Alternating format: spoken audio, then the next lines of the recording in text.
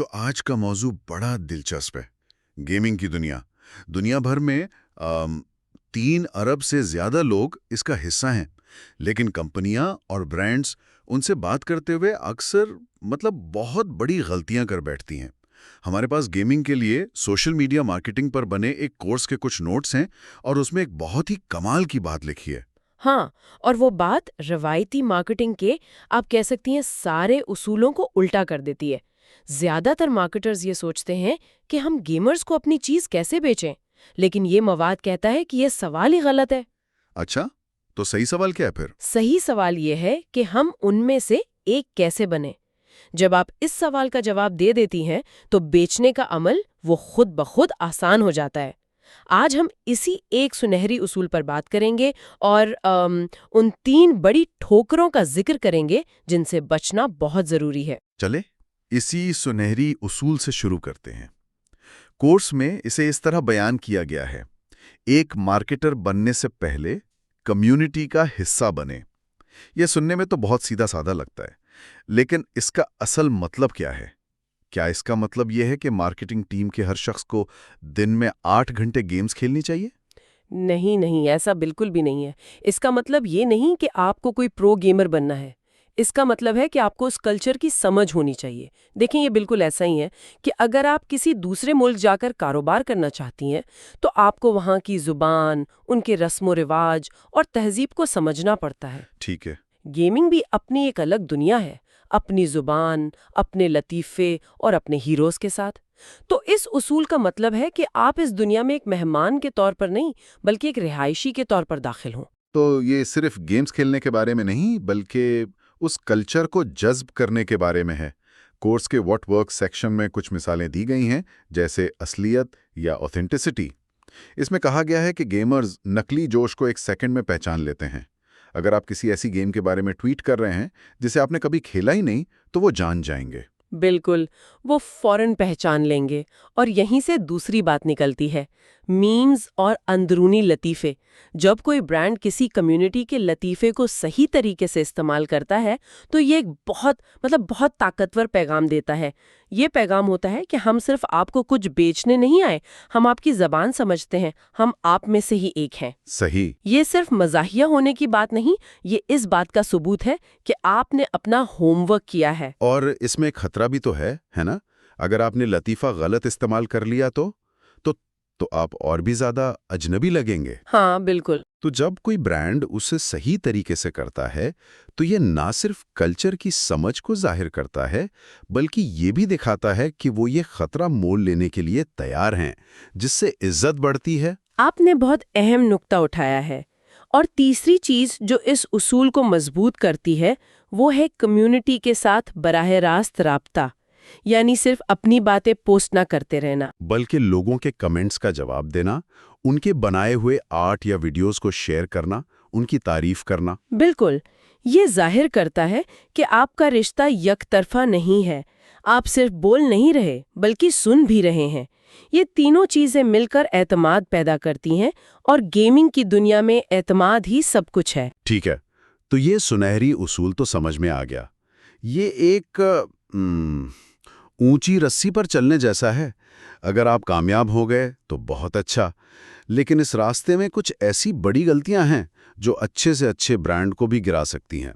چلیں پہلی غلطی پر بات کرتے ہیں، جسے کورس میں کارپوریٹ نقاب کہا گیا ہے۔ ہاں، یعنی کارپوریٹ سپیک۔ یہ وہ خشک، رسمی اور کاروباری زبان ہے جو کمپنیاں اکثر استعمال کرتی ہیں۔ ہمارے ذرائع میں ایک بہترین مثال دی گئی ہے۔ جیسے ہی کوئی پوسٹ اس جملے سے شروع ہوتی ہے کہ ہمیں یہ اعلان کرتے ہوئے بے حد خوشی ہو رہی ہے، زیادہ تر گیمرز فوراً سکرول کر کے آگے بڑھ جاتے ہیں۔ 1 منٹ، میں یہاں تھوڑا اختلاف کرنا چاہوں گا۔ ایپل سے لے کر چھوٹی سے چھوٹی کمپنی تک ہر کوئی یہی جملہ استعمال کرتا ہے، "We're excited to announce"۔ یہ تو ایک معیاری طریقہ ہے۔ کیا گیمنگ کی دنیا واقعی اتنی مختلف ہے کہ یہ ایک مہلک غلطی بن جاتی ہے؟ یہ ایک زبردست سوال ہے۔ دیکھیں، فرق یہ ہے کہ گیمنگ کمیونٹی باقی صارفین سے زیادہ جڑی ہوئی اور شکی مزاج ہے۔ اس کی نفسیات کو سمجھنا ضروری ہے۔ جب کوئی دوست آپ کو بھاگتا ہوا آ کر کہتا ہے کہ یار تمہیں یہ ضرور دیکھنا چاہیے، تو اس میں ایک خالص اور بے ساختہ جوش ہوتا ہے۔ ٹھیک ہے۔ دوسری طرف جب آپ کو شادی کا ایک رسمی دعوت نامہ ملتا ہے تو وہ ایک اعلان ہوتا ہے، ایک براڈ کاسٹ، ہمیں یہ اعلان کرتے ہوئے خوشی ہو رہی ہے والا جملہ اسی رسمی دعوت نامے جیسا ہے۔ یہ کمیونٹی کے اندر سے آنے والی آواز نہیں لگتی، بلکہ باہر سے آنے والا ایک اشتہار لگتا ہے۔ واہ! اور ایک جگہ بہت اچھی بات لکھی ہے کہ گیمرز کے پاس اشتہارات کو پہچاننے والے انتہائی حساس ڈیٹیکٹر لگے ہوتے ہیں۔ ہاں، یہ بہت اچھی مثال ہے، یعنی ایک دوست کی سفارش اور ایک سیلز مین کی پچ کا فرق۔ تو یہ غلطی فعال طور پر کچھ غلط کرنے کے بارے میں ہے، لیکن ان غلطیوں کا کیا جو کچھ نہ کرنے سے ہوتی ہیں، یعنی جب آپ بالکل خاموش ہو جاتے ہیں؟ اور یہ ہمیں سیدھا دوسری مہلک غلطی کی طرف لے جاتا ہے، فیڈ بیک کو نظر انداز کرنا یا خاموشی کی دیوار۔ ہمارے ذرائع میں ایک بہت سخت جملہ لکھا ہے، کوئی بھی چیز خاموشی سے زیادہ تیزی سے اعتماد کو ختم نہیں کرتی۔ یہ واقعی بہت سخت بات ہے، لیکن ایسا کیوں ہے؟ اس لیے کہ گیمنگ خود ایک دو طرفہ عمل ہے۔ آپ ایک بٹن دباتے ہیں اور اسکرین پر اس کا رد عمل آتا ہے۔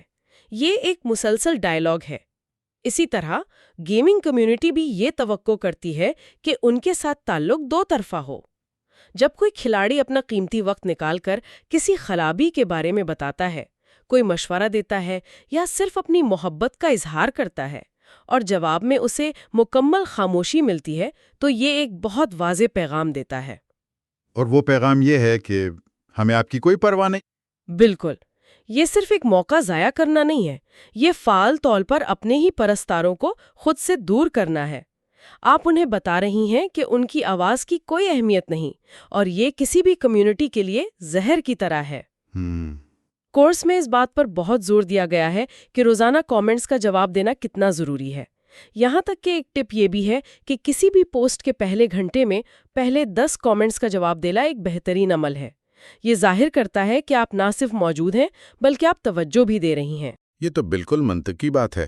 اگر آپ کی کمیونٹی آپ سے بات کرنے کی کوشش کر رہی ہے اور آپ انہیں نظر انداز کر رہے ہیں، تو آپ اس سنہری اصول کی بنیاد ہی کو توڑ رہے ہیں جو کہ کمیونٹی کا حصہ بننے کے بارے میں ہے۔ صحیح کہا۔ یہ ایسا ہے جیسے آپ ایک پارٹی میں جائیں، سٹیج پر چڑھ کر اپنی تقریر کریں اور پھر کسی سے بات کیے بغیر وہاں سے چلے جائیں۔ کوئی بھی ایسے شخص کو دوبارہ اپنی پارٹی میں نہیں بلائے گا۔ ٹھیک ہے، تو پہلی غلطی تھی ایک روبوٹ کی طرح بات کرنا، دوسری تھی بالکل بات نہ کرنا۔ اب تیسری غلطی جو شاید ان سب میں سب سے زیادہ شرمندگی کا باعث بن سکتی ہے، بہروپیہ بننا، یعنی دی امپوسٹر۔ ہاں، یہ میری پسندیدہ ہے۔ کورس میں اس کے لیے ایک مشہور میم کا حوالہ دیا گیا ہے، how do you do fellow gamers, یعنی کیسے ہیں میرے ساتھی گیمرز والی کیفیت۔ یہ وہ لمحہ ہوتا ہے جب کوئی باہر کا شخص زبردستی ٹھنڈا اور اندر کا لگنے کی کوشش کرتا ہے اور بری طرح ناکام ہو جاتا ہے۔ ہاں، میں تصور کر سکتا ہوں، یہ بہت ہی عجیب لگتا ہے۔ آپ تقریباً اس میٹنگ روم کو دیکھ سکتے ہیں جہاں کسی نے کہا ہوگا ہمیں نوجوانوں کی زبان استعمال کرنی چاہیے، بالکل اور پھر انہوں نے گوگل پر سرچ کیا ہوگا کول گیمر ورڈز۔ بالکل یہی ہوتا ہے، اور یہ صرف چند غلط الفاظ استعمال کرنے سے کہیں زیادہ گہری بات ہے۔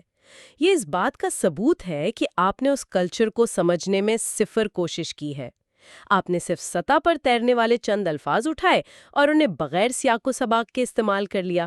یہ فوراً آپ کا پول کھول دیتا ہے اور آپ کو ایک بیرونی شخص کے طور پر بے نقاب کر دیتا ہے۔ صحیح۔ اور یہ سنہری اصول پہلے پرستار بنو کے بالکل الٹ ہے۔ اگر آپ واقعی ایک پرستار ہوتے تو آپ کو معلوم ہوتا کہ یہ الفاظ کہاں، کب اور کیسے استعمال ہوتے ہیں، یا شاید آپ انہیں استعمال ہی نہ کرتے کیونکہ وہ آپ کی فطری زبان کا حصہ نہیں ہے۔ بالکل، اصلیت ہر چیز سے زیادہ اہم ہے۔ جیسا کہ ذرائع میں ایک جگہ لکھا ہے، آپ کے سامعین بتا سکتے ہیں کہ آپ اصلی ہیں یا نہیں۔ بہروپیہ بننے کی کوشش کرنا اصلیت کی کمی کا سب سے بڑا ثبوت ہے۔ اس سے کئی بہتر ہے کہ آپ اپنی قدرتی آواز میں بات کریں، چاہے وہ تھوڑی کارپوریٹ ہی کیوں نہ ہو، بجائے اس کے کہ آپ کچھ ایسا بننے کی کوشش کریں جو آپ نہیں ہیں، کیونکہ نقلی پن ہمیشہ پکڑا جاتا ہے۔ تو اگر ہم ان سب چیزوں کو جوڑ کر دیکھیں تو ایک طرف وہ سنہری اصول ہے جو کہتا ہے کہ کمیونٹی کے اندر سے بات کرو، اصلی بنو، ان کی زبان بولو اور ان سے رشتہ بناؤ، اور دوسری طرف یہ تینوں غلطیاں ہیں، کارپوریٹ زبان، خاموشی اور بہروپیہ بننا۔ یہ سب ایک ہی مسئلے کی مختلف شکلیں لگتی ہیں۔ یہ واقعی ایک ہی سکے کے دو رخ ہیں۔ سنہری اصول اندر سے باہر کام کرنے کا نام ہے۔ آپ کمیونٹی کا حصہ ہیں اور آپ کی مارکیٹنگ اسی سچائی سے نکلتی ہے، جبکہ یہ تینوں غلطیاں باہر سے اندر آنے کی کوشش ہیں۔ آپ ایک اجنبی ہیں جو اندر گھس کر کچھ بیچنا یا لوگوں کو متاثر کرنا چاہتا ہے، اور گیمرز اس کوشش کو 1 میل دور سے پہچان لیتے ہیں۔ اور یہ اصول تمام پلیٹ فارمز پر لاگو ہوتے ہوں گے، چاہے وہ ڈسکارڈ ہو، ایکس ہو یا ٹک ٹاک۔ بلا شبہ ہر پلیٹ فارم کا اپنا ایک الگ مزاج اور کردار ہے، جیسا کہ ہمارے نوٹس میں بتایا گیا ہے۔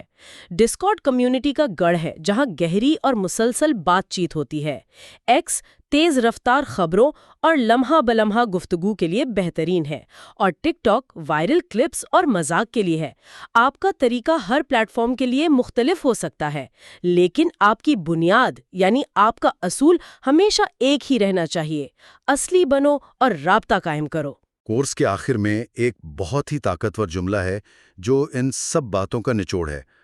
حقیقی معنوں میں آپ خود بنیں، باقی سب خود بخود ہو جائے گا۔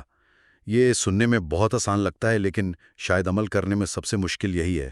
جی، کیونکہ برانڈز پر ہمیشہ دباؤ ہوتا ہے کہ وہ ایک خاص تصویر پیش کریں، لیکن گیمرز ہوشیار ہیں۔ وہ مارکیٹنگ کی کوششوں کو پہچانتے ہیں، لیکن وہ جذبے کو بھی پہچانتے ہیں۔ اگر آپ واقعی اس دنیا، ان گیمز اور اس کمیونٹی کے بارے میں پرجوش ہیں، تو یہ آپ کے ہر عمل، ہر ٹویٹ اور ہر جواب میں نظر آئے گا۔ اور آخر میں وہی چیز ہے جو ایک وفادار اور مضبوط کمیونٹی بناتی ہے۔ تو آج کی ساری گفتگو کا خلاصہ یہ ہے کہ گیمرز سے جڑنے کا راز انہیں کچھ بیچنا نہیں بلکہ ان میں سے ایک بننا ہے۔ تشہیر نہ کریں بلکہ حصہ لیں، سنہری اصول کو اپنائیں اور ان 3 مہلک غلطیوں سے بچیں، اور آپ ایک ایسی کمیونٹی بنا سکتے ہیں جو نہ صرف آپ کی پروڈکٹ خریدے گی بلکہ اس کی حفاظت بھی کرے گی۔ یہاں ایک آخری خیال ہے جس پر سوچا جا سکتا ہے۔ یہ سارا مواد گیمرز کو مارکیٹنگ کرنے کے بارے میں ہے، لیکن کیا اس سے اگلا قدم گیمرز کے ساتھ مارکیٹنگ کرنا ہو سکتا ہے؟ یعنی ایک برانڈ صرف کمیونٹی کے لیے مواد بنانے سے آگے بڑھ کر کمیونٹی کو ہی یہ طاقت دے کہ وہ برانڈ کی کہانی سنائے۔ یہ صرف رابطے سے آگے بڑھ کر اختیارات کی منتقلی کا ایک نیا باب ہو سکتا ہے، جہاں کمیونٹی خود برانڈ کی سب سے بڑی آواز بن جائے۔